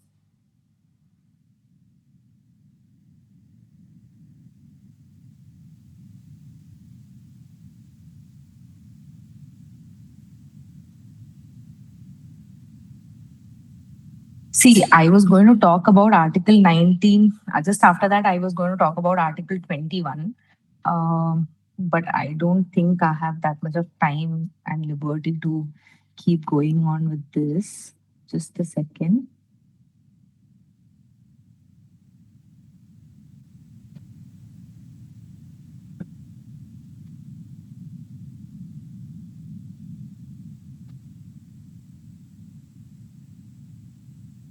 Okay, I'm going to conclude this section. I know I have not been able to cover Article 21, but it is the most important aspect, and usually it will definitely come in your examination point of view. So remember, what is Article 21? Um, what is except according to procedure established by law? What is this particular aspect that Article 21 envisages in itself?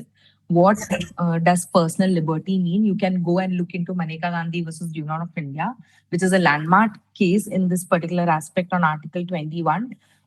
You can look into cases which are Justice K.S. Puttasamy, retired versus Union of India, MC Mehta versus Union of India for clean environment, right to life. So, right to life includes a lot of things: right to choose your life partner, right to privacy, clean environment, livelihood, education, and all of these things. Okay. So, you can go through certain cases which are important, just like Maneka Gandhi's case, K.S. Puttaswamy's case, Olga Telly's case. These things, make sure you go through them and try to go through A.K. Gopalan's case and how there was a narrow interpretation of Article 21 and how Maneka Gandhi had given a much broader interpretation of right to life and human dignity. You can also go through Bandhuwa Mukti Morcha versus Union of India case, which is also very important when it comes to right to life. Fundamental right of life and human dignity. You can go through the case of uh, Justice Puttaswamy about right to privacy being a fundamental right. Olga Tellis on how livelihood is a very fundamental right under right to life. Then you can go for People Union for Civil Liberties versus Union of India, 1997. There are so many cases of PUCL, but you can go through this to see that right to privacy is a part of life, right to life and liberty. Okay. And you can go to Rajagopal, R.R. Gopal versus State of Tamil Nadu, where right to privacy had acquired constitutional status. You can go through Vishakha versus State of Rajasthan. Make sure you read these cases and make small notes on it, so that whenever you get an Article 21 answer, you can just put a chronology of these cases and you can answer. Um, then on Article 22, I will not be able to summarize everything. But right to be informed on grounds of arrest, right to be defended by a lawyer are some of the things which are spoken in Article 22. The rights of an accused when they are being under arrest. Article 20, for that matter, provides for the rights to the accused when they are arrested, right? Self-incrimination, protection against self-incrimination, and all of these things. So when you go through the Constitution and when you go through Article 14, 19, 21, just concentrate on 14, 19, and 21. And 14, you stick to reasonable classification and the test of arbitrariness, rational nexus. Article 19, you go through the right to freedom of speech and expression, go in length on that, right to livelihood. For Article 21, go into right to privacy. Grounds of arrest, you have to go into Article 22. Article 20 talks about the protection. So go and just go into the cases while understanding that law, because if you just go have a plain reading about these things, you will not understand the concept easily. The more you go through cases, the more better understanding you will have. Okay. There are right to freedom of religion is talked about in Article 25 to 28. Whenever you talk about religion, first thing you talk about, if you get a question on that, you talk about secularism. You talk about how secularism is a part of the preamble of the Constitution, how the Constitution has envisaged it, how the preamble has envisaged it in it. Go through the case of S.R. Bommai versus Union of India, which is very important here. It talks about secularism being the basic feature of the Constitution. Go for Hassan Ali versus Mansoor Ali. Make sure you go through that case. When you go into freedom of conscience and practice, there are n number of cases. The most important one is the national anthem case, where the case name is Bijoy Emmanuel versus State of Kerala. Look into that, where the court had held that expelling students for not reciting the national anthem was not violative of Article 19(1)(a), which is very important, which you can also use in your Article 19(1) case also. Okay, so you can use these cases. Okay, then what else is left?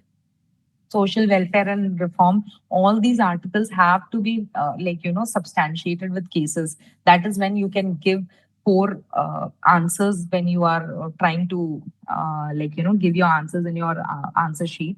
Whatever questions you get, make sure you start with a small introduction of how what constitution is and what fundamental rights are, if it is pertaining to these things, so that you can increase the length of your answer while also giving something substantial. Whenever it comes about articles, make sure you put the exact wording of that article when you are attempting an answer, and then understand what that article talks about, what are its limitations, what are the cases where certain things were held, or what are the cases in which there was an exception created. Okay.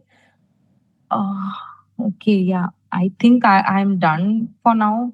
I've not covered a few things, but I really thank you all for the patience, for hearing me out all this while. Thank you. Thank you, ma'am. Thank you, ma'am. അപ്പോൾ Thank ഇതിന് you. അപ്പോൾ ഇത് നമുക്ക് ഈ session ഈ session എടുക്കുന്ന തോമസ് പ്രൈസി തോമസ് ജോസഫ് സാരൻ സ്റ്റഡി Yes. സാരി സ്റ്റഡി സർക്കിളിലെ Ambedkar Ambedkar studies S F I SFI നന്ദി പറയുന്നു. നന്ദി പറയുന്നു. Thank you ma'am. Thank you so much. Thank you, Karthik. Thank you, Soparnika. Thank you, everyone.